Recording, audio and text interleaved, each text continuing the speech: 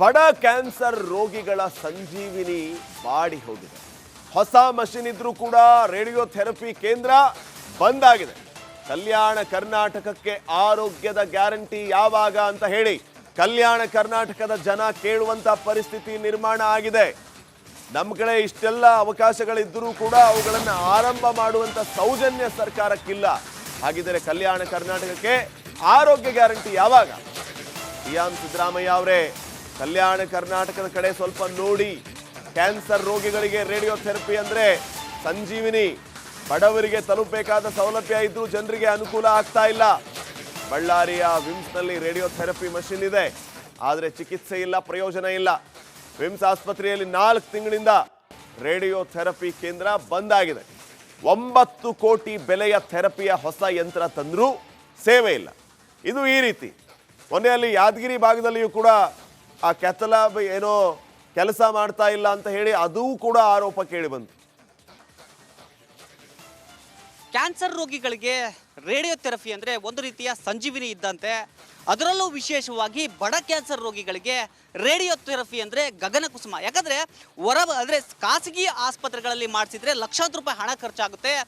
ಯಾವುದೇ ಅಂದರೆ ಕ್ಯಾನ್ಸರ್ಗೆ ಸಂಬಂಧಪಟ್ಟಂಥ ಯಾವುದೇ ಆಪರೇಷನ್ ಆದ ಬಳಿಕ ರೇಡಿಯೋಥೆರಪಿಯನ್ನು ಕಂಪಲ್ಸರಿ ಮಸ್ಟರ್ ಶೂಟ್ ಮಾಡಿಸಲೇಬೇಕಾಗುತ್ತೆ. ಅಂತಹ ಒಂದು ವ್ಯವಸ್ಥೆ ಕಲ್ಯಾಣ ಕರ್ನಾಟಕ ಭಾಗದಲ್ಲಿ ವಿಮ್ಸ್ ಆಸ್ಪತ್ರೆಯಲ್ಲಿತ್ತು. ಆದರೆ ಈಗ ಕಲ್ಯಾಣ ಕರ್ನಾಟಕದ ವಿಮ್ಸ್ ಆಸ್ಪತ್ರೆಯಲ್ಲಿ ಯಾವ ರೀತಿ ಆಗಿದೆ ಅಂದರೆ ಈ ದೃಶ್ಯದಲ್ಲಿ ನೀವು ನೋಡ್ಬೋದು, ಪ್ರತಿನಿತ್ಯ 30ರಿಂದ 40 ಜನ ರೇಡಿಯೋಥೆರಪಿಗೆ ಈ ಒಂದು ವಿಭಾಗಕ್ಕೆ ಬರ್ತಾ ಇದ್ರು. ಆಂಕಾಲಜಿ ವಿಭಾಗ ಅಂತ ಇದನ್ನು ಕರೀತಾರೆ. ಆದರೆ ಇವತ್ತು ನೋಡ್ಬೋದು ಸಂಪೂರ್ಣವಾಗಿ ಬಿಕೋ ಅಂತ ಇದೆ. ಈಗ ರೇಡಿಯೋಥೆರಪಿಯನ್ನು ಸಂಪೂರ್ಣವಾಗಿ ವಿಮ್ಸ್ ಆಸ್ಪತ್ರೆಯಲ್ಲಿ ಬಂದ್ ಮಾಡಲಾಗಿದೆ. ಯಾಕಂದರೆ 2004ರಿಂದಲೂ ಕೂಡ ಬಳ್ಳಾರಿಯ ವಿಮ್ಸ್ ಆಸ್ಪತ್ರೆಯಲ್ಲಿ ರೇಡಿಯೋಥೆರಪಿ ವರ್ಕ್ ಮಾಡ್ತಾ ಇತ್ತು. 21 ವರ್ಷ ಹಳೆಯದಾಗಿರ್ತಕ್ಕಂಥ ಮಿಷನ್ ಇರ್ತಕ್ಕಂಥ ಹಿನ್ನೆಲೆಯಲ್ಲಿ ಪದೇ ಪದೇ ಇಲ್ಲಿ ರೇಡಿಯೋಥೆರಪಿ ಮಿಷನ್ ಬಂದ್ ಆಗುತ್ತೆ, ಜೊತೆಗೆ ರಿಪೇರಿಗೆ ಬರುತ್ತೆ. ಅದನ್ನು ಮಾಡಿಸೋಕ್ಕೆ ಆಗದೆ ಇರತಕ್ಕಂಥ ಹಿನ್ನೆಲೆಯಲ್ಲಿ ಈಗ ಸರ್ಕಾರದಿಂದ 9 ಕೋಟಿ ರೂಪಾಯಿ ವೆಚ್ಚದಲ್ಲಿ ರೇಡಿಯೋಥೆರಪಿ ಮಿಷನನ್ನು ತರಿಸಲಾಗಿದೆ. ಈ ದೃಶ್ಯದಲ್ಲಿ ನೀವೇನು ನೋಡ್ತಿದ್ದೀರಾ, ಈ ಒಂದು ರೀತಿ ಖಾಲಿ ಡಬ್ಬಗಳಂತೆ ಇವೇನು ಕಾಣ್ತಾ ಇವೆ, ಇವು ರೇಡಿಯೋಥೆರಪಿ ಮಿಷನ್ಗಳು. ಸುಮಾರು 9 ಕೋಟಿ ರೂಪಾಯಿ ಖರ್ಚು ಮಾಡಿಬಿಟ್ಟು ಈ ಒಂದು ರೇಡಿಯೋಥೆರಪಿ ಮಿಷನ್ಗಳನ್ನು ತರಿಸಿದ್ದಾರೆ. ಆದರೆ ಇನ್ಸ್ಟಾಲ್ ಮಾಡಿಲ್ಲ. ನೀವು ಯೋಚನೆ ಮಾಡ್ಬೋದು ಯಾವ ಮಟ್ಟಿಗೆ ಸರ್ಕಾರ ನಿರ್ಲಕ್ಷ್ಯ ಮಾಡುತ್ತೆ ಅಂದರೆ 9 ಕೋಟಿ ರೂಪಾಯಿ ಕೊಟ್ಟು ತಂದಿರತಕ್ಕಂಥ ಮಿಷನ್ಗಳನ್ನು ಹೊರಗಡೆ ಹಾಗೆ ಇಟ್ಟಿದ್ದಾರೆ, ಬಳಕೆ ಮಾಡ್ತಾ ಇಲ್ಲ. ಯಾಕಂದರೆ ಇದಕ್ಕೆ ಪರ್ಮಿಷನ್ ಸಿಕ್ಕಿಲ್ಲ. ಅಂದರೆ ಇದನ್ನು ಇನ್ಸ್ಟಾಲ್ ಮಾಡಬೇಕು ಅಂದರೆ ಪರ್ಮಿಷನ್ನ ಕೊಡಬೇಕು. ಆ ಪರ್ಮಿಷನ್ ಇಲ್ಲಿಯವರೆಗೂ ಸಿಕ್ಕಿಲ್ಲ. ಹೀಗಾಗಿ ಇವುಗಳನ್ನು ಹೊರಗಡೆ ಇಟ್ಟಿದ್ದಾರೆ. ಇವನ್ನ ಇನ್ಸ್ಟಾಲ್ ಮಾಡಬೇಕು ಅಂದರೆ ಒಳಗಡೆ ಇರತಕ್ಕಂಥ ಹಳೆಯ ರೇಡಿಯೋಥೆರಪಿ ಮಿಷನ್ಗಳನ್ನು ರಿಮೂವ್ ಮಾಡಬೇಕು. ಆ ರಿಮೂವ್ ಮಾಡಿದ ಬಳಿಕ ಮಾತ್ರವೇ ಈ ಹೊಸದಾಗಿ ಏನು ತಂದಿದ್ದಾರೆ, ಈ ಕಡೆಗೂ ತೋರಿಸ್ತೀನಿ, ಈ ಡಬ್ಬಿ ಅಂತ ಏನು ಇಟ್ಟಿದ್ದಾರೆ, ಇದರ ಒಳಗೆ 9 ಕೋಟಿ ರೂಪಾಯಿ ಖರ್ಚು ಮಾಡಿ ತಂದಿರತಕ್ಕಂಥ ಮಿಷನ್ಗಳಿವೆ. ಅವುಗಳನ್ನು ಇನ್ಸ್ಟಾಲ್ ಮಾಡೋದಕ್ಕೆ ಅನುಮತಿಯನ್ನು ಕೊಡ್ತಿಲ್ಲ. ಹೀಗಾಗಿ ಬಳ್ಳಾರಿ ಅಷ್ಟೇ ಅಲ್ಲದೆ ಬಳ್ಳಾರಿ, ಕೊಪ್ಪಳ, ರಾಯಚೂರು, ಕಲಬುರಗಿ, ವಿಜಯನಗರ ಸೇರಿದಂತೆ ಈ ಭಾಗದ ಸಾಕಷ್ಟು ಬಡ ರೋಗಿಗಳು ವಿಮ್ಸ್ ಆಸ್ಪತ್ರೆಯಲ್ಲಿ ಸಿಗ್ತಾ ಇದ್ದ ರೇಡಿಯೋಥೆರಪಿ ಟ್ರೀಟ್ಮೆಂಟಿಂದ ವಂಚಿತರಾಗ್ತಿದ್ದಾರೆ. ನಿಜಕ್ಕೂ ಇದನ್ನು ಆರೋಗ್ಯ ಸಚಿವರು ನೋಡಬೇಕು, ವೈದ್ಯಕೀಯ ಶಿಕ್ಷಣ ಸಚಿವರು ನೋಡಬೇಕು. ಯಾಕಂದರೆ ಅಷ್ಟರ ಮಟ್ಟಿಗೆ ನಿರ್ಲಕ್ಷ್ಯ ಮಾಡ್ತಿದ್ದಾರೆ. ಒಂದು ಕಡೆಗೆ ಗ್ಯಾರಂಟಿ ಯೋಜನೆ ಅಂತಾರೆ, ಬಡ ರೋಗಿಗಳಿಗೆ ಎಲ್ಲವೂ ಫ್ರೀ ಅಂತಾರೆ. ಈಗ ನೋಡಿ ಏನು ಮಾಡ್ತಿದ್ದಾರೆ ಸ್ವಾಮಿ ನೀವು ನೋಡಿ, ರೇಡಿಯೋಥೆರಪಿ ಡಿಪಾರ್ಟ್ಮೆಂಟ್ನಲ್ಲಿ ಲಕ್ಷ ಹಣವನ್ನು ಕೊಟ್ಟು ಟ್ರೀಟ್ಮೆಂಟನ್ನು ಖಾಸಗಿಯಲ್ಲೇ ಪಡಿಬೇಕು. ಇಲ್ಲಿ ಉಚಿತವಾಗಿ ಕೊಡೋದಕ್ಕೆ ಎಲ್ಲ ರೀತಿ ಇದೆ. ಅಂದರೆ ಇಲ್ಲಿ ಅನ್ನ ಇದೆ, ಹಾಲಿದೆ, ಆದರೆ ಯಾರು ತಿನ್ನೋದಕ್ಕೆ ಯಾರು ಇಲ್ಲ ಅನ್ನುವ ಮಟ್ಟಕ್ಕೆ ಇಲ್ಲಿರ್ತಕ್ಕಂಥದ್ದು. ಇಲ್ಲಿ ವೈದ್ಯರಿದ್ದಾರೆ, ಮಷಿನ್ಗಳಿವೆ, ಎಲ್ಲವೂ ಇರ್ತಕ್ಕಂಥದ್ದು. ಆದರೆ ಇಲ್ಲಿ ಇದನ್ನು ಬಳಕೆ ಮಾಡೋದಕ್ಕೆ ಅನುಮತಿಯನ್ನು ಕೊಡ್ತಾ ಇಲ್ಲ. ಇದು ವಿಮ್ಸ್ ಆಡಳಿತ ಮಂಡಳಿಯ ನಿರ್ಲಕ್ಷ್ಯ ಅಲ್ಲ, ಬದಲಿಗೆ ಸರ್ಕಾರದ ನಿರ್ಲಕ್ಷ್ಯ. ಯಾಕಂದರೆ ಸರ್ಕಾರ ಮಷಿನ್ ಕೊಟ್ಟಿದೆ, ವೈದ್ಯರನ್ನ ಕೊಟ್ಟಿದೆ, ಎಲ್ಲವನ್ನು ಕೊಟ್ಟಿದೆ. ನಿತ್ಯ ಹಲವಾರು ರೋಗಿಗಳು ಬರ್ತಾರೆ, ಅವರಿಗೆ ಈ ಟ್ರೀಟ್ಮೆಂಟ್ ಕೊಡೋದಕ್ಕೆ ರೇಡಿಯೋಥೆರಪಿ ಮಿಷನ್ ಕೂಡ ರೆಡಿ ಇರತಕ್ಕಂಥದ್ದು. ಆದರೆ ಅದನ್ನ ಇನ್ಸ್ಟಾಲ್ ಮಾಡೋದಕ್ಕೆ ಪರ್ಮಿಷನ್ನ ಕೊಡ್ತಾ ಇಲ್ಲ. ಇದು ಸರ್ಕಾರದ ಗಂಭೀರವಾದ ನಿರ್ಲಕ್ಷ್ಯ. ಕೇವಲ CM ಸ್ಥಾನ ಬದಲಾವಣೆ ವಿಚಾರ ಆಗಿರ್ಬೋದು, ಗ್ಯಾರಂಟಿ ವಿಚಾರ ಆಗಿರ್ಬೋದು, ಬೇರೆ ಬೇರೆ ವಿಚಾರ ಬಗ್ಗೆ ಅನಗತ್ಯವಾಗಿ ಚರ್ಚೆ ಮಾಡ್ತೀರಾ. ವಿಮ್ಸ್ ಆಸ್ಪತ್ರೆಯಲ್ಲಿ ಏನೋ ಒಂದು ಆಯಿತು ಅಂದರೆ ದೊಡ್ಡ ಮಟ್ಟಕ್ಕೆ ಚರ್ಚೆ ಆಗುತ್ತೆ. ಇಂತಹ ವಿಚಾರವನ್ನು ಇದಕ್ಕೆ ಸಂಬಂಧಪಟ್ಟ ಸಚಿವರು ನಿಜಕ್ಕೂ ಗಂಭೀರವಾಗಿ ಪರಿಗಣಿಸಬೇಕು. ಬಳ್ಳಾರಿ ಭಾಗದ ಜನಪ್ರತಿನಿಧಿಗಳು ಇದನ್ನು ಸದನದಲ್ಲಿ ಪ್ರಶ್ನೆ ಮಾಡಬೇಕು. ಇಂತಹ ವಿಷಯಗಳನ್ನು ಜನರಿಗೆ ತಲುಪಿಸೋದ್ರ ಮೂಲಕ ಅವರಿಗೆ ಅರಿವನ್ನು ಮೂಡಿಸಬೇಕು. ಅದ್ಯಾವುದು ಕೂಡ ಇಲ್ಲಿ ಆಗ್ತಾ ಇಲ್ಲ. ಇನ್ನು ಮುಂದಾದರೂ ಸರ್ಕಾರ ಈ ವಿಚಾರ ಬಗ್ಗೆ ಗಂಭೀರವಾಗಿ ಪರಿಗಣಿಸಿ ರೇಡಿಯೋಥೆರಪಿ ವಿಭಾಗವನ್ನು ಚುರುಕುಗೊಳಿಸುತ್ತಾ ಅಥವಾ ಈ ಒಂದು ಮಿಷನ್ಗಳನ್ನ ಇನ್ಸ್ಟಾಲ್ ಮಾಡಿಸುತ್ತಾ ಅನ್ನೋದನ್ನ ಕಾದು ನೋಡಬೇಕು. ಜೊತೆಗೆ ಈ ಒಂದು ರೇಡಿಯೋಥೆರಪಿ ವಿಭಾಗ ಮತ್ತೆ ಆನ್ ಆಗೋವರೆಗೂ ರಿಪಬ್ಲಿಕ್ ಕನ್ನಡ ಇದನ್ನು ನಿರಂತರವಾಗಿ ಫಾಲೋ ಮಾಡುತ್ತೆ. ಕ್ಯಾಮ್ರಾ ಪರ್ಸನ್ ಸಿದ್ದು ಜೊತೆ ರೇಣುಕಾರಾಧ್ಯ, ರಿಪಬ್ಲಿಕ್ ಕನ್ನಡ, ಬಳ್ಳಾರಿ. ಬಡ ಕ್ಯಾನ್ಸರ್ ರೋಗಿಗಳ ಸಂಜೀವಿನಿ ಬಾಡಿ ಹೋಗಿದೆ. ಹೊಸ ಮಷಿನ್ ಇದ್ರೂ ಕೂಡ ರೇಡಿಯೋಥೆರಪಿ ಕೇಂದ್ರ ಬಂದ್ ಆಗಿದೆ. ಕಲ್ಯಾಣ ಕರ್ನಾಟಕಕ್ಕೆ ಆರೋಗ್ಯದ ಗ್ಯಾರಂಟಿ ಯಾವಾಗ ಅಂತ ಹೇಳಿ ಕಲ್ಯಾಣ ಕರ್ನಾಟಕದ ಜನ ಕೇಳುವಂತ ಪರಿಸ್ಥಿತಿ ನಿರ್ಮಾಣ ಆಗಿದೆ. ನಮ್ಮ ಕಡೆ ಇಷ್ಟೆಲ್ಲ ಅವಕಾಶಗಳಿದ್ದರೂ ಕೂಡ ಅವುಗಳನ್ನು ಆರಂಭ ಮಾಡುವಂತ ಸೌಜನ್ಯ ಸರ್ಕಾರಕ್ಕಿಲ್ಲ. ಹಾಗಿದ್ದರೆ ಕಲ್ಯಾಣ ಕರ್ನಾಟಕಕ್ಕೆ ಆರೋಗ್ಯ ಗ್ಯಾರಂಟಿ ಯಾವಾಗ?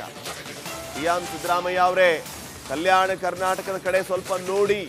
ಕ್ಯಾನ್ಸರ್ ರೋಗಿಗಳಿಗೆ ರೇಡಿಯೋಥೆರಪಿ ಅಂದ್ರೆ ಸಂಜೀವಿನಿ.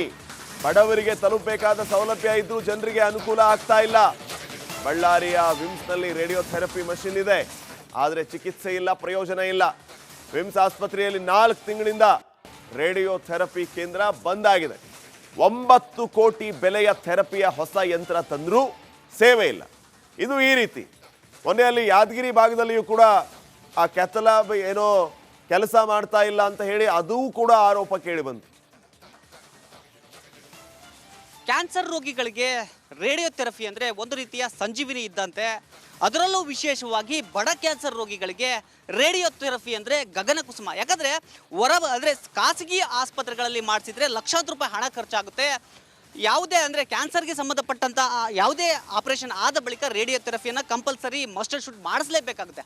ಅಂತಹ ಒಂದು ವ್ಯವಸ್ಥೆ ಕಲ್ಯಾಣ ಕರ್ನಾಟಕ ಭಾಗದಲ್ಲಿ ವಿಮ್ಸ್ ಆಸ್ಪತ್ರೆಯಲ್ಲಿತ್ತು.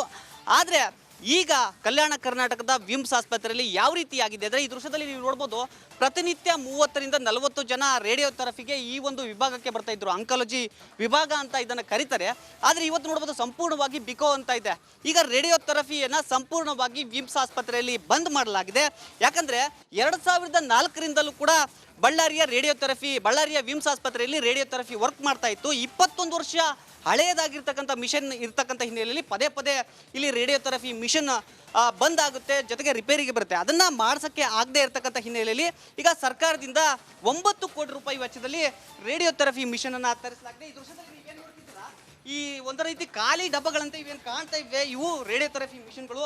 ಸುಮಾರು 9 ಕೋಟಿ ರೂಪಾಯಿ ಖರ್ಚು ಮಾಡಿಬಿಟ್ಟು ಈ ಒಂದು ರೇಡಿಯೋಥೆರಪಿ ಮಿಷನ್ಗಳನ್ನು ತರಿಸಿದ್ದಾರೆ. ಆದರೆ ಇನ್ಸ್ಟಾಲ್ ಮಾಡಿಲ್ಲ. ನೀವು ಯೋಚನೆ ಮಾಡ್ಬೋದು ಯಾವ ಮಟ್ಟಿಗೆ ಸರ್ಕಾರ ನಿರ್ಲಕ್ಷ್ಯ ಮಾಡುತ್ತೆ ಅಂದರೆ 9 ಕೋಟಿ ರೂಪಾಯಿ ಕೊಟ್ಟು ತಂದಿರತಕ್ಕಂಥ ಮಿಷನ್ಗಳನ್ನು ಹೊರಗಡೆ ಹಾಗೆ ಇಟ್ಟಿದ್ದಾರೆ, ಬಳಕೆ ಮಾಡ್ತಾ ಇಲ್ಲ. ಯಾಕಂದರೆ ಇದಕ್ಕೆ ಪರ್ಮಿಷನ್ ಸಿಕ್ಕಿಲ್ಲ. ಅಂದರೆ ಇದನ್ನು ಇನ್ಸ್ಟಾಲ್ ಮಾಡಬೇಕು ಅಂದರೆ ಪರ್ಮಿಷನ್ನ ಕೊಡಬೇಕು. ಆ ಪರ್ಮಿಷನ್ ಇಲ್ಲಿಯವರೆಗೂ ಸಿಕ್ಕಿಲ್ಲ. ಹೀಗಾಗಿ ಇವುಗಳನ್ನು ಹೊರಗಡೆ ಇಟ್ಟಿದ್ದಾರೆ. ಇವನ್ನ ಇನ್ಸ್ಟಾಲ್ ಮಾಡಬೇಕು ಅಂದರೆ ಒಳಗಡೆ ಇರತಕ್ಕಂಥ ಹಳೆಯ ರೇಡಿಯೋಥೆರಪಿ ಮಿಷನ್ಗಳನ್ನು ರಿಮೂವ್ ಮಾಡಬೇಕು. ಆ ರಿಮೂವ್ ಮಾಡಿದ ಬಳಿಕ ಮಾತ್ರವೇ ಈ ಹೊಸದಾಗಿ ಏನು ತಂದಿದ್ದಾರೆ, ಈ ಕಡೆಗೂ ತೋರಿಸ್ತೀನಿ, ಈ ಡಬ್ಬಿ ಅಂತ ಏನು ಇಟ್ಟಿದ್ದಾರೆ, ಇದರ ಒಳಗೆ 9 ಕೋಟಿ ರೂಪಾಯಿ ಖರ್ಚು ಮಾಡಿ ತಂದಿರತಕ್ಕಂಥ ಮಿಷನ್ಗಳಿವೆ. ಅವುಗಳನ್ನು ಇನ್ಸ್ಟಾಲ್ ಮಾಡೋದಕ್ಕೆ ಅನುಮತಿಯನ್ನು ಕೊಡ್ತಿಲ್ಲ. ಹೀಗಾಗಿ ಬಳ್ಳಾರಿ ಅಷ್ಟೇ ಅಲ್ಲದೆ ಬಳ್ಳಾರಿ, ಕೊಪ್ಪಳ, ರಾಯಚೂರು, ಕಲಬುರಗಿ, ವಿಜಯನಗರ ಸೇರಿದಂತೆ ಈ ಭಾಗದ ಸಾಕಷ್ಟು ಬಡ ರೋಗಿಗಳು ವಿಮ್ಸ್ ಆಸ್ಪತ್ರೆಯಲ್ಲಿ ಸಿಗ್ತಾ ಇದ್ದ ರೇಡಿಯೋಥೆರಪಿ ಟ್ರೀಟ್ಮೆಂಟಿಂದ ವಂಚಿತರಾಗ್ತಿದ್ದಾರೆ. ನಿಜಕ್ಕೂ ಇದನ್ನು ಆರೋಗ್ಯ ಸಚಿವರು ನೋಡಬೇಕು, ವೈದ್ಯಕೀಯ ಶಿಕ್ಷಣ ಸಚಿವರು ನೋಡಬೇಕು. ಯಾಕಂದರೆ ಅಷ್ಟರ ಮಟ್ಟಿಗೆ ನಿರ್ಲಕ್ಷ್ಯ ಮಾಡ್ತಿದ್ದಾರೆ. ಒಂದು ಕಡೆಗೆ ಗ್ಯಾರಂಟಿ ಯೋಜನೆ ಅಂತಾರೆ, ಬಡ ರೋಗಿಗಳಿಗೆ ಎಲ್ಲವೂ ಫ್ರೀ ಅಂತಾರೆ. ಈಗ ನೋಡಿ ಏನು ಮಾಡ್ತಿದ್ದಾರೆ ಸ್ವಾಮಿ ನೀವು ನೋಡಿ. ರೇಡಿಯೋಥೆರಪಿ ಡಿಪಾರ್ಟ್ಮೆಂಟ್ನಲ್ಲಿ ಲಕ್ಷ ಹಣವನ್ನು ಕೊಟ್ಟು ಟ್ರೀಟ್ಮೆಂಟನ್ನು ಖಾಸಗಿಯಲ್ಲೇ ಪಡಿಬೇಕು. ಇಲ್ಲಿ ಉಚಿತವಾಗಿ ಕೊಡೋದಕ್ಕೆ ಎಲ್ಲ ರೀತಿ ಇದೆ. ಅಂದರೆ ಇಲ್ಲಿ ಅನ್ನ ಇದೆ, ಹಾಲಿದೆ, ಆದರೆ ಯಾರು ತಿನ್ನೋದಕ್ಕೆ ಯಾರು ಇಲ್ಲ ಅನ್ನುವ ಮಟ್ಟಕ್ಕೆ ಇಲ್ಲಿರ್ತಕ್ಕಂಥದ್ದು. ಇಲ್ಲಿ ವೈದ್ಯರಿದ್ದಾರೆ, ಮಷಿನ್ಗಳಿವೆ, ಎಲ್ಲವೂ ಇರ್ತಕ್ಕಂಥದ್ದು. ಆದರೆ ಇಲ್ಲಿ ಇದನ್ನು ಬಳಕೆ ಮಾಡೋದಕ್ಕೆ ಅನುಮತಿಯನ್ನು ಕೊಡ್ತಾ ಇಲ್ಲ. ಇದು ವಿಮ್ಸ್ ಆಡಳಿತ ಮಂಡಳಿಯ ನಿರ್ಲಕ್ಷ್ಯ ಅಲ್ಲ, ಬದಲಿಗೆ ಸರ್ಕಾರದ ನಿರ್ಲಕ್ಷ್ಯ. ಯಾಕಂದರೆ ಸರ್ಕಾರ ಮಷಿನ್ ಕೊಟ್ಟಿದೆ, ವೈದ್ಯರನ್ನ ಕೊಟ್ಟಿದೆ, ಎಲ್ಲವನ್ನು ಕೊಟ್ಟಿದೆ. ನಿತ್ಯ ಹಲವಾರು ರೋಗಿಗಳು ಬರ್ತಾರೆ, ಅವರಿಗೆ ಈ ಟ್ರೀಟ್ಮೆಂಟ್ ಕೊಡೋದಕ್ಕೆ ರೇಡಿಯೋಥೆರಪಿ ಮಿಷನ್ ಕೂಡ ರೆಡಿ ಇರತಕ್ಕಂಥದ್ದು. ಆದರೆ ಅದನ್ನ ಇನ್ಸ್ಟಾಲ್ ಮಾಡೋದಕ್ಕೆ ಪರ್ಮಿಷನ್ನ ಕೊಡ್ತಾ ಇಲ್ಲ. ಇದು ಸರ್ಕಾರದ ಗಂಭೀರವಾದ ನಿರ್ಲಕ್ಷ್ಯ.